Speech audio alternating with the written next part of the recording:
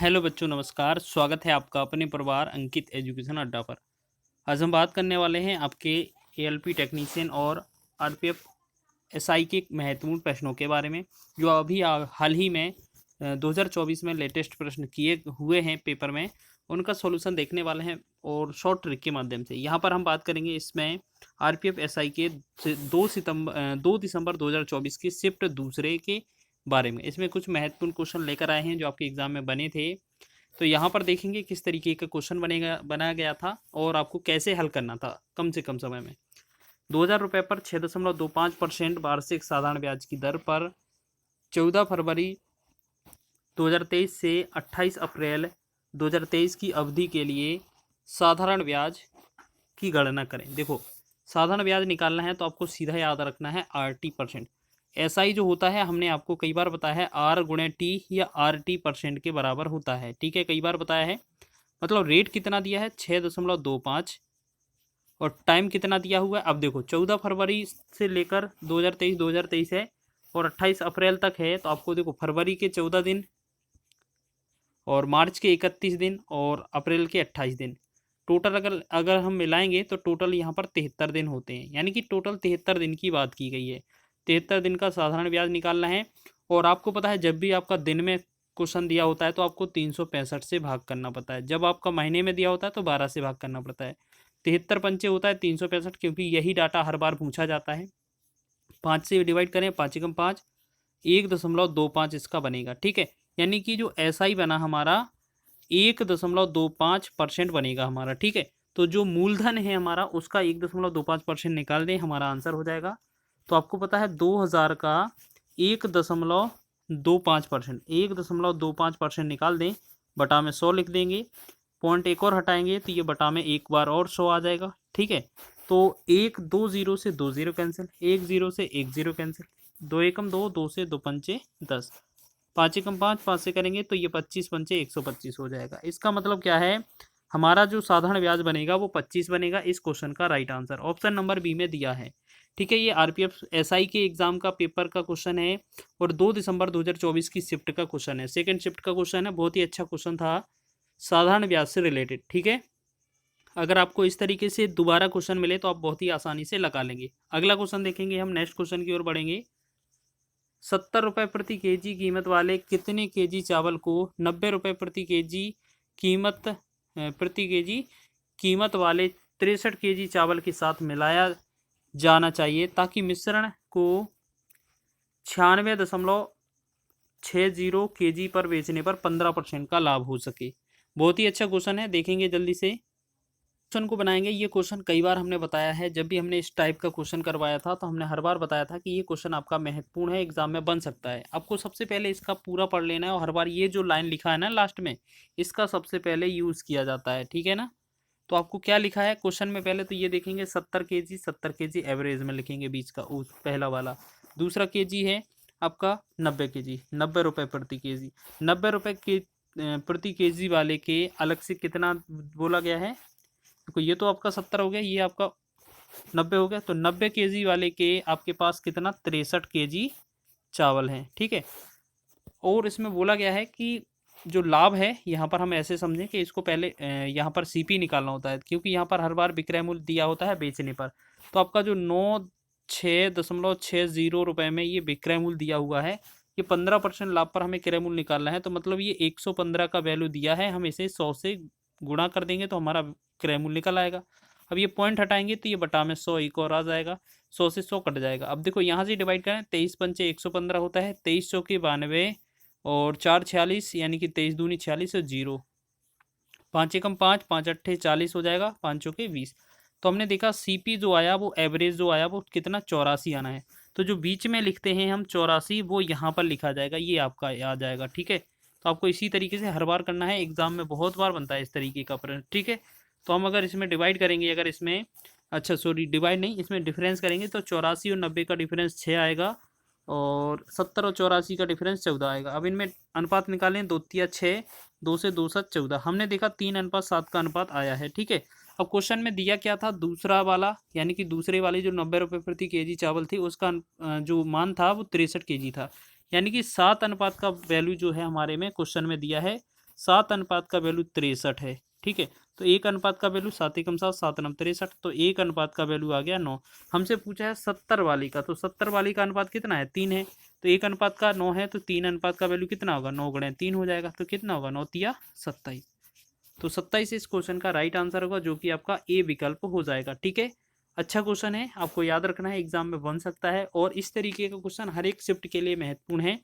आपका एग्जाम किसी का भी हो, आपका हर एक एग्जाम में यह क्वेश्चन बनता है। हमने कई बार आपको प्रैक्टिस सेट में भी बताया है कि इस तरीके का क्वेश्चन बहुत पूछा जाता है। नेक्स्ट क्वेश्चन बढ़ेंगे, अगला क्वेश्चन देखेंगे। सेल के दौरान राघव ने 50 रुपये अंकित मूल्य की एक नोटबुक को 78% छूट पर और 100 रुपये अंकित मूल्य की एक पेन को 8% की छूट पर खरीदा। सेल के कारण उसने कितनी बचत की। अब एक बात बताइए, इसमें बचत के बारे में पूछा गया है, तो हम सबसे पहले ये चीज़ करेंगे कि आपका जो 50 रुपये था अंकित मूल्य, इस पर उसने 78% की छूट दी, यानी कि 78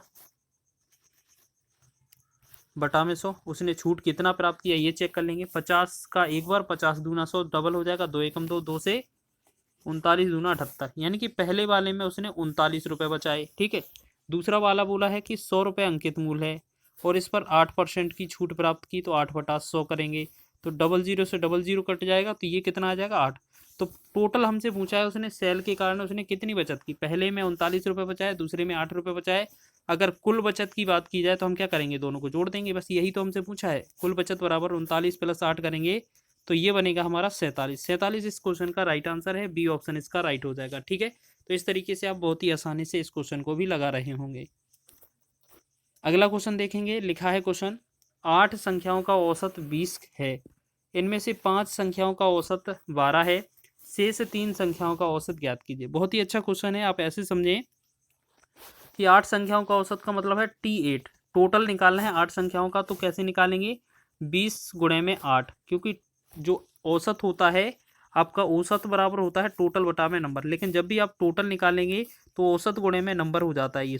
ठीक है, तो आपने औसत मतलब योग निकाला, तो औसत गुणे संख्या, तो 20 अट्ठे कितना होता है, 160।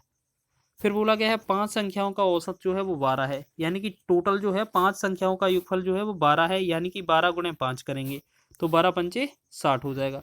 अगर हम इसमें से घटा देंगे, तो इसमें से हम घटा देंगे यहाँ पर, तो हमने देखा 3 संख्याओं का जो शेषफल योगफल बचेगा वो कितना बचेगा, 100 बचेगा। 100 बचेगा कि नहीं, क्यों, क्योंकि अगर हम बात करेंगे यहाँ पर इस टोटल में से 160 में से अगर 5 संख्याओं का योगफल जो है वो घटा देंगे, अगर 5 संख्याओं का योगफल है वो घटा देंगे, तो आपका जो योगफल बचेगा वो कितना बचेगा, आपका 100 ही तो बचेगा। ठीक है ना, 60 अगर घटा देंगे तो ये 100 बचेगा। अब आपको पता है ये 3 संख्याओं का योगफल 100 है, अगर हम 3 से भाग करेंगे तो ये 3 संख्याओं का औसत आ जाएगा। तो 3 से भाग करेंगे 100 में, तो आपको पता है 33.33 आता है। ठीक है ना, तो ऑप्शन नंबर आपका डी विकल्प आपका राइट हो जाएगा। तो इस तरीके से आपको याद रखना है, एग्जाम में पूछा जा सकता है, इस तरीके का प्रश्न बना भी था आपका। अगला क्वेश्चन लिखा है, वर्ष के प्रथम 3 महीनों में प्रांजल की प्रति माह औसत आय 19,008 थी। अप्रैल में उसकी आय प्रथम 3 महीने की औसत आय से 50% अधिक थी। यदि पूरे वर्ष के लिए उसकी प्रति माह औसत आय 9,900 मतलब 99,708 है, तो मई से दिसंबर तक प्रांजल की प्रति माह औसत आय कितनी होगी। यह जो क्वेश्चन है ये थोड़ा कैलकुलेटिव है, आपको थोड़ा सॉल्व करके चलना है। बोला गया है प्रति माह औसत आय कितनी है, 19,008 है, लेकिन ये प्रथम 3 महीनों की है। तो प्रथम 3 महीनों का अगर टोटल पूछा जाए तो कितना होगा, 19,008 दिया हुआ है। इसमें अगर 3 का गुणा करेंगे तो ये कितना आएगा, 0 3 24 हो जाएगा, 0 और 3 27, 3 एकम 3 2 5, यानी कि ये 57,024 हो जाएगा। फिर बोला गया है अप्रैल की जो औसत आय है वो कितनी है, 50% अधिक है जो प्रथम 3 महीने थे। यानी कि अप्रैल की अगर अकेली निकालेंगे तो अप्रैल की कितनी है, जो 57,024 है, इस वाले से कितना अधिक है, 50%। 50% का फ्रैक्शन जो निकालते हैं 1/2, या सीधी बात याद करेंगे यहाँ पर जो होगा 50%, 100 से ज़्यादा 150 बटा में 3 कर देंगे, 150 बटा में 100 कर देंगे हम। ठीक है, तो हमें क्या करना है, बस इसे डिवाइड कर देना है, कैलकुलेट करना है। तो हम क्या करेंगे, 1 0 से 1 0, 5 तिया 15, 5 दूना 10, 2 से इसे डिवाइड करें, 2 एकम 2, दो दूना 4, 1 16, 2 8 16, 2 पंचे 10, 2 एकम 2, 2 दूना 4। अब 3 का गुणा करेंगे इस वाली संख्या में तो 3 दूना 6, 3 एकम 3, 3 पाँचे 15, 3 8 24, 1 25 और 3 दूना 6 2 8। ये बना हमारा अप्रैल का। ठीक है, 3 महीने का पहला हमारा क्या है, 3 महीने का 57,024 है और अप्रैल अकेले का ये क्या है, 85,536 है। ठीक है, अब बोला क्या है, यदि पूरे वर्ष के लिए उसकी औसत जो जो औसत आय है वो 99,708 है। यानी कि टोटल जो 12 महीने हैं अगर उनमें देखा जाए तो जो टोटल 12 महीने का निकालेंगे तो 99,708 में अगर हम 12 से गुणा कर दें तो ये 12 महीने का टोटल निकल आएगा। कैसे निकालेंगे, गुणा करेंगे, 12 अट्ठे 96 तो 6 हो जाएगा, 9 हो जाएगा, 12 सत्ते 84, 4 हासिल 8 हो जाएगा, 12 में 108, 108 में 8 जोड़ेंगे तो 116 हासिल 11 हो जाएगा और 12 में 108, 108 में 109, 119 तो 119 ये होगा, मतलब टोटल इतना आ गया।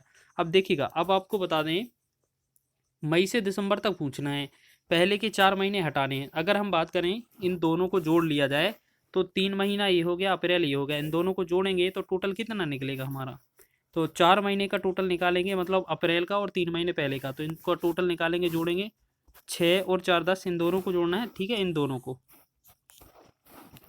4 और 6 10 हो जाएगा और 2 3 5 और 1 6 हो जाएगा, 0 और 5 5 ही रहेगा, 7 5 12, 12 का 2 लिख देंगे, 5 8 13, 13 1 14 लिखेंगे, 1,42,560। तो इस वाले को 4 वाले को अगर हम इस वाले में घटा दें तो हमारा जो शेष होगा वो 8 महीने का टोटल निकल आएगा। यानी कि इसमें से 8 का टोटल निकालना है तो हम क्या करेंगे, इसमें माइनस करेंगे ये वाला। ठीक है, 1,42,560 इसको डिवाइड कर मतलब घटा दें तो ये कितना बनेगा, 6 रहेगा यहाँ पर, तो 9 में से 6 गया 3 और 14 में से 5 गया 9 और 6 में से 2 गया, 6 में से अगर 2 चला जाएगा तो 6 में से 2 गया, कितना बचेगा, 6 में से 3 चला जाएगा। अब 3 देखो एक बार दोबारा, 6 से 6, 9 में से 6 गया 3, 14 में से 5 9, 6 में से 3 गया 3 और 9 में से 4 गया, यहाँ 5 रहेगा और यहाँ 10 बचेगा। ठीक है, इतना आ गया हमारा टोटल। ठीक है, ये 8 का। अब बोला गया है कि 8 की 8 जो माहें हैं इनकी मई से दिसंबर तक मतलब 8 माह की औसत आय कितनी होगी, तो हमें 8 से डिवाइड करना होगा बस। इसे 8 से डिवाइड करेंगे तो इसका आंसर यहाँ पर लिखेंगे, तो यहाँ पर लिखेंगे तो 8 एकम 8, 1 पहले आएगा, फिर 2 25 होगा, 8 तिया 24 हो जाएगा, फिर 1 13 हो जाएगा, 8 एकम 8 हो जाएगा, फिर 5 53 हो जाएगा। तो देखो एक सेकंड, 1 13 हो गया, देखो 8 एकम 8, 2 बचा 25, 8 तिया 24, 1 13, 8 एकम 8 5 59 59 बना, तो 8 सते 56। ठीक है, 8 सते 56। एक बार चेक करिएगा कहीं गलती तो नहीं हुआ है। इसी तरीके से एक बार चेक कर लेंगे तो यहाँ पर 8 से 8 एकम 8, 2 25, 8 तिया 24 और 1 13, 8 एकम 8, फिर 5 59, 8 से 56, 3 बचा, 3 3 33 हो गया, तो 33 में मतलब है 8 चौके 32 और 1 0 8 एकम 8, तो लगभग ऐसा आ रहा है इस क्वेश्चन का आंसर। ठीक है, तो एक बार चेक कर लेना आप पूरा कैलकुलेशन, कहीं गलत हुआ है तो आप उसको अच्छे से आंसर कर सकते हैं। ठीक है, बस पैटर्न आपका यही रहेगा, क्वेश्चन आपको इसी तरीके से करना है। ठीक है ना,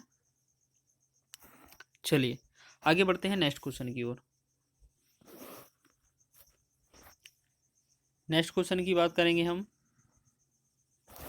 सूरज नाव से 424 किलोमीटर की दूरी धारा की विपरीत दिशा में 48 घंटे में तय करता है और धारा की दिशा में 30 घंटे में तय करता है, तो धारा की चाल ज्ञात कीजिए।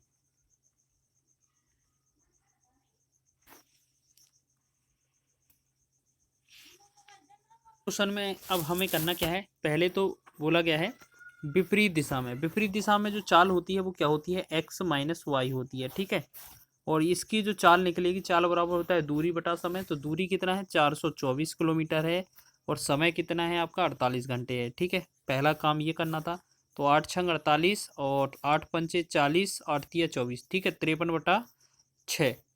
ठीक है, एक तो ये हो गया आपका, और दूसरा आपका क्या है, X minus Y, X minus Y हो गया, X plus Y, plus Y का मतलब है धारा की दिशा में चाल, तो 424 बटा में आपका कितना रहेगा 30, दूसरा बार समय कितना है 30 घंटा। 3 से डिवाइड करें, 3 से 3 दशारम 30 और 3 से करेंगे यहाँ पर, एक सेकंड यहाँ पर 6 से ही 3 से करें क्या, नहीं 3 से नहीं कटेगा, आप एक काम करते हैं 2 से काट दें, 2 से डिवाइड कर लें हम, ठीक है। तो 2 से हम डिवाइड करें तो 2 से यहाँ पर क्या होगा 15 हो जाएगा। हम 15 डिवाइड भी कर सकते हैं, 2 से 15 हो जाएगा। 2 से इसे डिवाइड करें तो 2 दूना 4, 2 एकम 2, 2 दूना 4, ठीक है। तो ये कितना बना हमारा, पहला वाला हमारा बना था 53 बटा में 6, नीचे वाला हमारा बना 212 बटा में 15, ठीक है। अब हमें क्या करना है, इन दोनों का कभी भी देखो, आपको दो चीज़ें याद रखना, जो इस स्थिति में हम निकालते हैं एक्स, ये मानते हैं हम धारा की चाल, ठीक है। ये होती है सॉरी धारा की चाल नहीं, व्यक्ति या नाव की चाल। दूसरा है वाई, जो मानते हैं वो हम मानते हैं धारा की चाल, ठीक है। एक्स को कैसे निकाला जाता है, इन दोनों की चालों को जोड़कर 2 से भाग कर देते हैं, और वाई कैसे निकाला जाता है, इन दोनों को घटाकर 2 से भाग कर देते हैं। तो हमसे धारा की निकाला गया है, धारा के बारे में बोला गया है, तो इन दोनों का करेंगे अंतर पहले तो, ठीक है। तो इन दोनों का करेंगे अंतर। तो देखो सबसे पहले हमें अंतर करना है, तो हम क्या करेंगे, इन दोनों की चालों का अंतर कर दें। 53 बटा 6 माइनस 212 बटा में 15। देखो ये आगे पीछे कैसे भी हो सकता है, माइनस पर ध्यान नहीं देना, दोनों को चालों का अंतर करना है, बटा में 2 कर देना। ये हमारा जो आंसर आएगा वो आ जाएगा धारा की चाल। धारा की चाल किसे, वाई को डिनोट करता है, तो वाई हमारा आंसर हो जाएगा।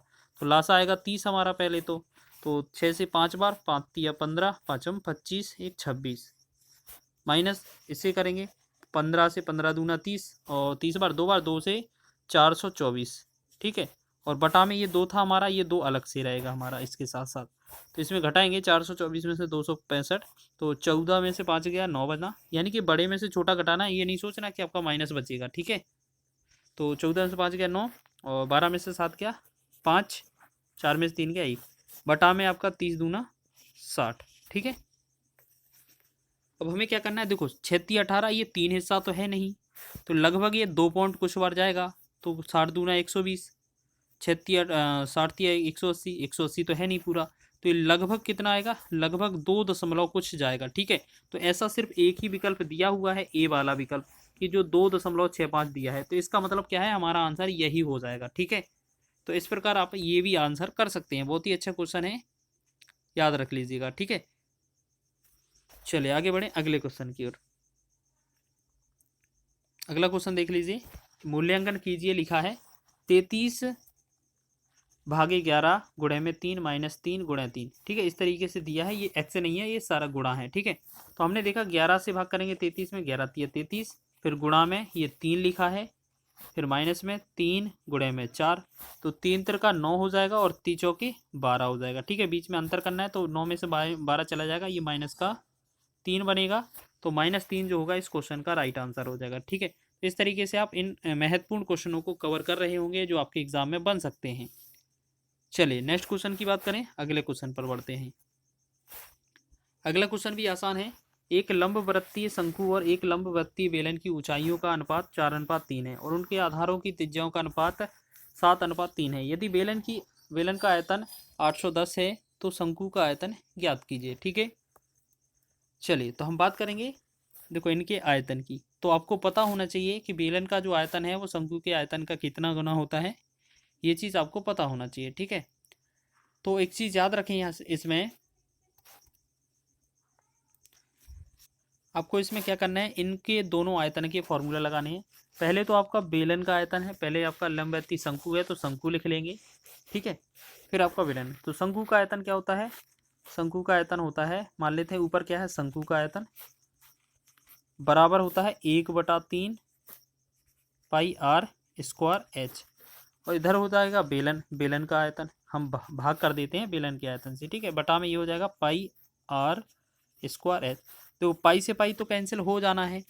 यहाँ पर शंकु का आयतन कुछ नहीं दिया है, तो इसे हम क्या करेंगे, v लिख लेंगे, ठीक है। बटा में बेलन का आयतन जो दिया है वो कितना है, 810 है, बराबर आपका शंकु का आयतन जो है आर स्क्वायर एच होगा, आर स्क्वायर एच हो रहा है ना, तो आर स्क्वायर का मतलब है जो आपका शंकु की ऊंचाइयों का अनुपात जो है शंकु और बेलन की, तो ये जो है आपके ऊपर R1 H1 हो जाएगा, नीचे R2 H2 हो जाएगा। तो आपको याद रखना है ये पहले जो दिए हैं H1 H2 का मान दिया है H1:H2, ये कितना दिया है आपका 4:3 दिया हुआ है, ठीक है। उसके बाद R2 आपका कितना दिया हुआ है 7:3 दिया हुआ है, ठीक। तो एक काम करें आप, ये तो हो गया 1/3, ये 3 को हम नीचे ही लिख देंगे, ठीक है।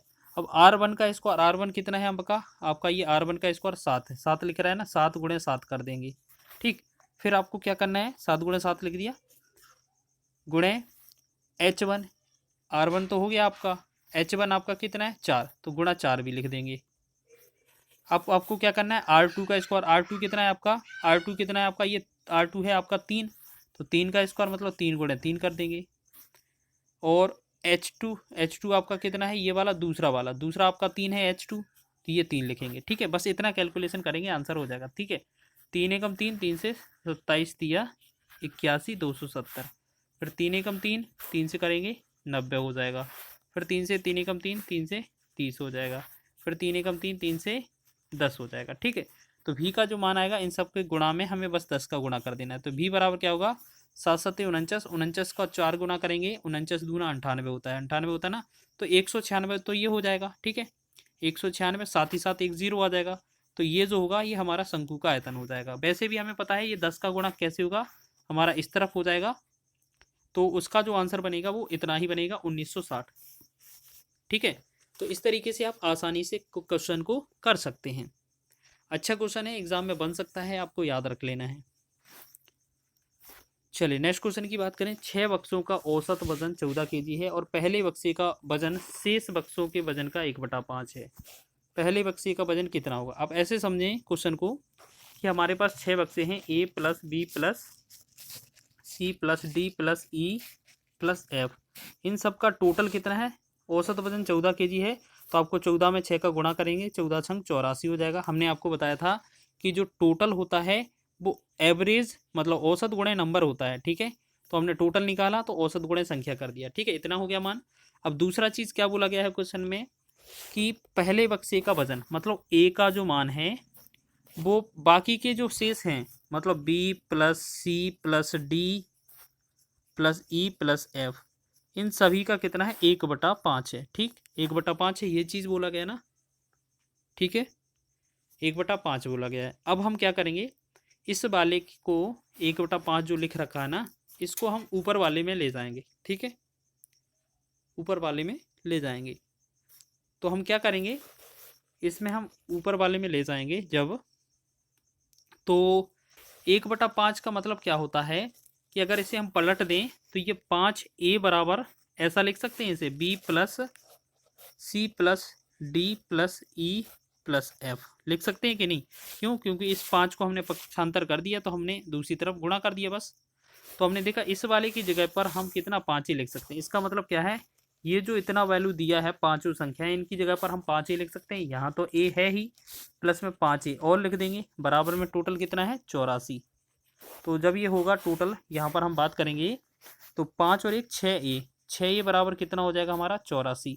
तो A की वैल्यू कितना आ जाएगा, 1 एकम A से 6 एकम 6, 6 से 14 × 84, ठीक है। तो A का जो वैल्यू आएगा वो हमारा 14 इसका राइट आंसर हो जाएगा, जो कि आपका विकल्प बी में दिया हुआ है। इस तरीके से आप ये क्वेश्चन भी बहुत ही आसानी से लगा लेंगे, एग्जाम में बन सकता है। और इस क्वेश्चन को हम टिक लगाएंगे, इंपोर्टेंट करेंगे।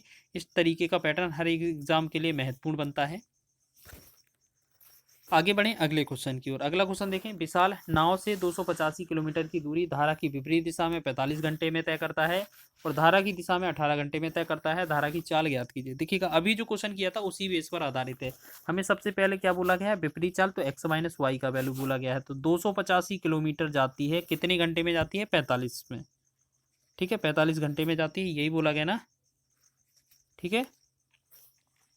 अब हम इसे क्या करेंगे, डिवाइड करेंगे। 5 × 9 = 45 हो जाएगा, 5 × 25 और 5 × 7 = 35, ठीक है। तो 3 × 9, 3 से करेंगे, 3 से 19 × 3 = 57 हो जाएगा ना। तो हमने देखा पहली जो चाल आई विपरीत वाली 19/3 आई। दूसरा है x + y यानी कि एक ही दिशा में चाल। 285 किलोमीटर जो दूरी तय करते हैं अब वो 18 घंटे में तय करते हैं, यानी कि अगर हम 3 से डिवाइड कर दें तो हमारा जो होगा 3 27 और 5 15, तो ये 3 18, ये हो जाएगा कि नहीं। तो इसका मतलब क्या है, हमारा जो वैल्यू आया वो 95/6, ये दूसरा चाल हो गया। ठीक है, अभी हमने बताया था कि कभी भी धारा की चाल निकालो तो इन दोनों का अंतर करते हैं। तो इन दोनों का अंतर का मतलब है, हमें पता है ये बड़ा वाला चाल नीचे होता है, ये ऊपर होता है, तो हम चाहे तो आगे पीछे लिख लें या अंतर निकाल लें, तो बात बराबर है। हम 95 इस बार क्या है उल्टा लिख देते हैं। ठीक है, 95 - 6 बटा में मतलब 95/6 - 19/3, और बटा में हमें क्या करना होता है 2, क्योंकि चालों का अंतर बटा में 2 करेंगे तभी तो हमें धारा का मान मिलेगा। तो ये किसका, धारा का मतलब वाई का मान पूछा है। तो लासा करेंगे, 6 और 3 का लासा 6 आ जाएगा, 6 से 6 रहेगा, यानी कि 95 का 95 ही रहेगा, माइनस 3 से 3 दूना 6, 2 बार 19 दूना 38 हो जाएगा, और साथ में ये 2 था तो ये 2 रहेगा हमारा। ठीक है, तो 95 में से 38 घटाएंगे, 15 में से 8 गया, 7 बचा, और 9 में से 4 चला जाएगा, ये 5 बनेगा। ठीक है, 97/6 गुणे 2, तो 2 से करेंगे, 2 तिया 6, या इसे ऐसे समझें 6 दूना 12 लिख दें इसे। ठीक है, हम इसे क्या करेंगे 12 लिख दें, तो 3 से तिचौके 12, 3 से 19 तिया 57, इसका मतलब क्या है 19/4 बना, तो 4 चौके 16 हो जाएगा। ठीक है, और दशमलव 3 30 होगा, 4 सत्ते 28, फिर 4 पंचे 20, यानी कि 4.75 जो होगा इस क्वेश्चन का राइट आंसर हो जाएगा। ये हमारी चाल हो जाएगी। ठीक है, धारा की चाल हो जाएगी 4.75, 4.75 किलोमीटर प्रति घंटा, इसका आंसर हो जाएगा। अच्छा क्वेश्चन है, एग्जाम में बनता है। अगले क्वेश्चन की बात करेंगे, तो वह एक अंक की सबसे छोटी संख्या बताइए जिसे 6 अंकों की संख्या इतने जो लिखा है ना 3,48,510 में जोड़ने पर यह 11, एक सेकेंड, क्वेश्चन में थोड़ा मिस्टेक हुआ है, तो देख लीजिए दोबारा से क्वेश्चन, वो थोड़ा मिस्टेक हो गया था क्वेश्चन में। यहाँ पर क्या लिखा था कि वह एक अंक की सबसे छोटी संख्या बताइए जिसे 6 अंकों की संख्या इतनी 3,48,510 में जोड़ने पर संख्या 11 से पूर्णतः विभाज्य हो जाए। ठीक है, तो इस तरीके का क्वेश्चन दिया था आपका। तो यहाँ पर क्या है आपका, जैसे ये संख्या है 3 4 8 5 1 0, अगर आपका एक अंक जोड़ा जाएगा तो आपका जो डिफरेंस जो पता चलेगा या फर्क जो पड़ेगा वो आपका लास्ट वाली संख्या पर पड़ेगा। इसका मतलब क्या है, लास्ट वाली संख्या में हमारा जो 0 है, इनमें से या तो 3 आएगा इस पर, या तो 5 आएगा, या 7 आएगा, या 9 आएगा, इन चारों संख्या में से कोई आएगा। ठीक है, तो हम एक काम करते हैं, इसी वाली संख्या को 0 में जोड़ेंगे, तो 0 में जो भी जोड़ेंगे वही संख्या परिवर्तित होकर आ जाएगी। तो एक काम करते हैं, 0 को हटाकर हम इस संख्या पर x लिख देते हैं, जिससे हमें पता भी चल जाएगा कि x की जगह पर क्या आएगा 0 से।